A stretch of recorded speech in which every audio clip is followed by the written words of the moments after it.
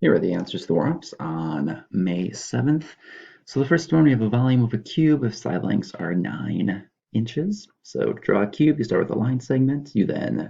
That's one dimension. You then make it a two-dimensional shape by making it a square. And then you basically double the square to make it a three-dimensional shape, which is a cube. In this case, I said all side lengths are 9 inches long. So to find the volume of a cube, it's just length times width times height, or 9 times 9 times 9. But make sure when you write the answer that you do label it correctly, because it's the volume of a three-dimensional shape. You would put 729 inches cubed, or cubic inches. The second problem was the volume of a cylinder with a base diameter of 9 units and a height of 3 units. So a cylinder has a circular base and a circular top of the same size. The height, again, I said, is 3. The diameter, distance across a circle, is 9. And to get its volume, the formula is area of the circular base, that's radius times pi. Then you multiply that by the height to fill the cylinder up.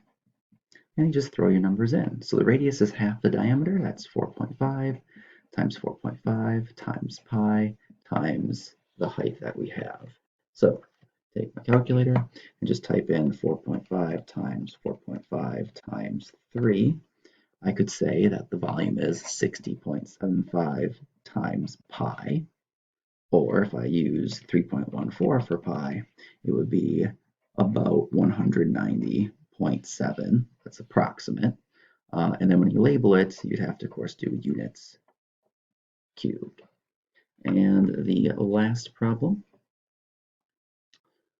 just asked you to solve, and here the signs are different. So if the signs are ever different, as they may have a negative and a positive number, you want to subtract the values to see how many more positive or negatives you have. So when I subtract decimals, make sure you line the decimals up.